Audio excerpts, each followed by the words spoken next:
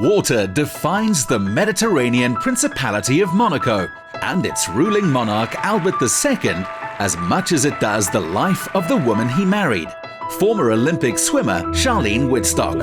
They met through competitive swimming, so water safety is a natural arena for this royal to focus on. Your Serene Highness Princess Charlene, so lovely to have you back home in South Africa, and thank you very, very much for being part of Top Billing today. Thank you. It's so wonderful to be back home. Do you smell the soil and the high-felt sunsets that you see here? What is it like for you when you actually come back home? No, it's great to come back home to hear the how's it and and people asking me, how do I address you? It's so nice. I really enjoy coming back to South Africa. It's a wonderful country. The people are so resilient, and I'm just happy to be home and to see my friends and my family. Which projects are you focusing on during your trip here in South Africa?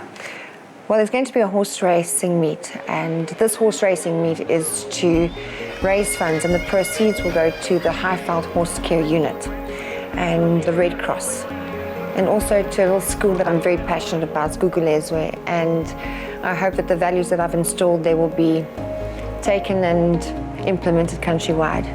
Your foundation started back in 2012, so it's been running for 5 years already. What motivated you to start the foundation? Well, initially we started the foundation to try and educate children through sport.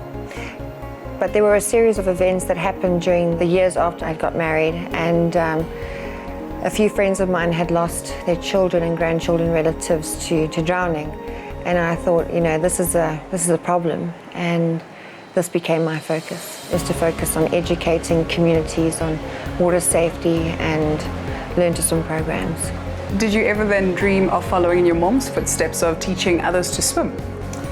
My mom is my inspiration. She taught myself, my two brothers to swim. She taught hundreds of children to swim. So I guess it's just something that I hold close to my heart, and I hope I make her proud.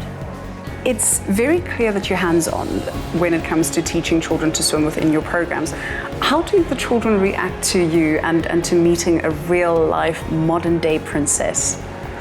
Well, for me, it's very natural, because I've always been around children, and I've taught children while I was swimming, while I was training for the Olympic Games and so forth. But now that I have become the princess, I get asked a lot of questions from children. They'll say to me, so where's your tiara?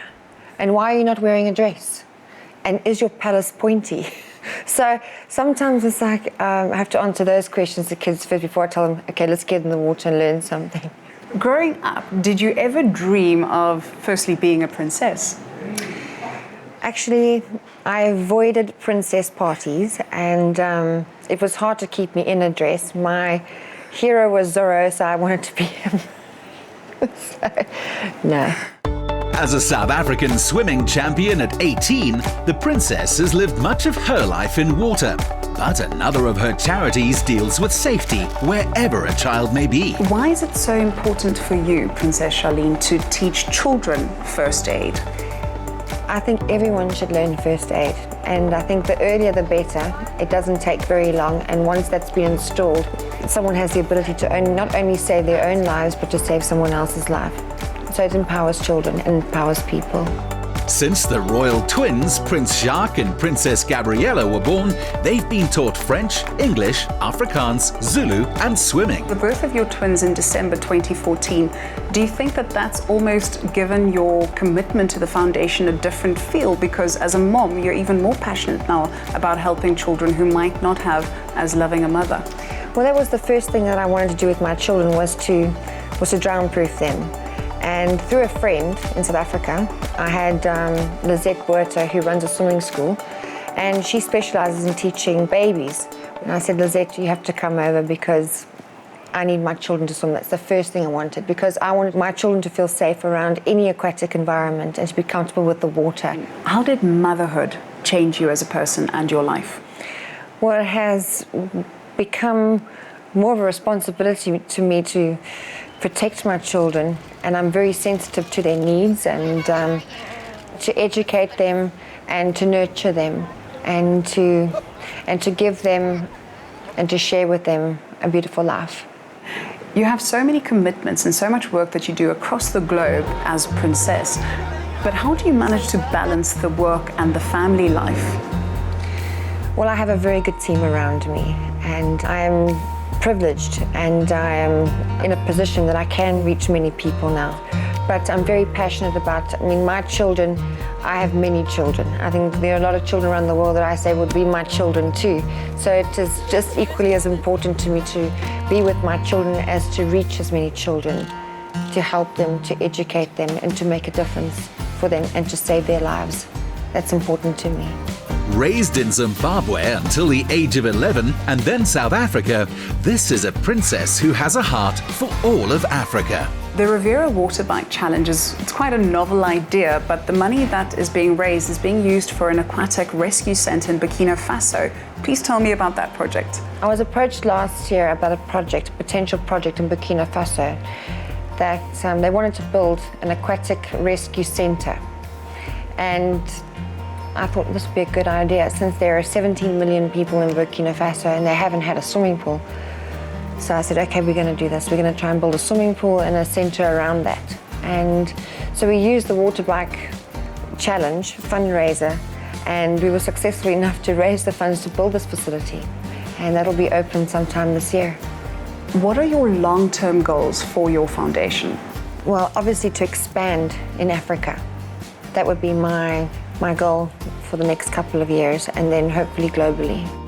It's lovely to see all the different projects across the continent, and as you say, you're not just a princess then for Monaco and for Africa, but for the world.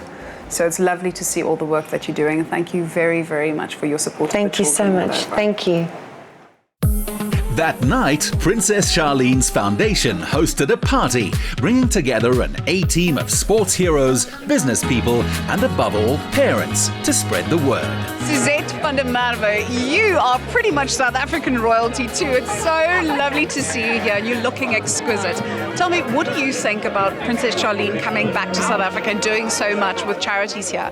It's incredible. You know what? We need good news in this country. We need people to be proudly South African. So I'm very privileged to be here tonight and to bask in that sunlight, you know what? And that's what she brings, that little bit of sparkle and glamour and royalty, which we need in South Africa. So well done, Princess Charlene.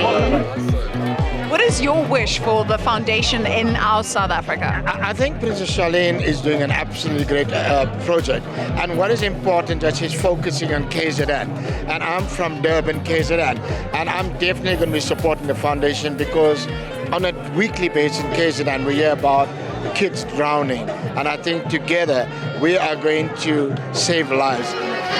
You know, I guess when mom and dad says that CPR is important, they don't really take it that seriously. But when somebody like a princess says that, and water safety and education through sport, it is magnificent. And we're so proud of her. You know, every country wants a princess, and we have our own in Monaco.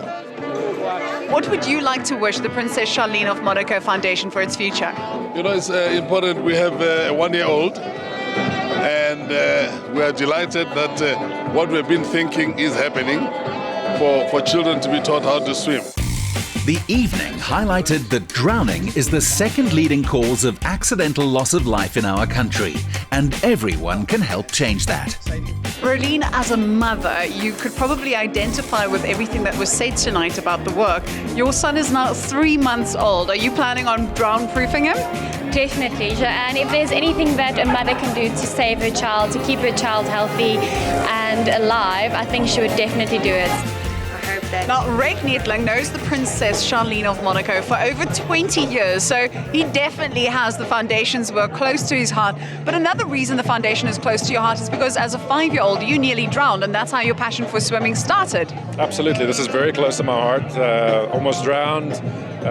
That's how my swimming career started, and that's also when I created my own swim schools. That's absolutely what I wanted to prevent. So it's a huge honor for me to join her foundation and just to spread the word and to get as many people, water safe. One person, one family, and one community at a time. This problem can be beaten. That's the message we're asked to share. So each one, teach one, and let's get it done.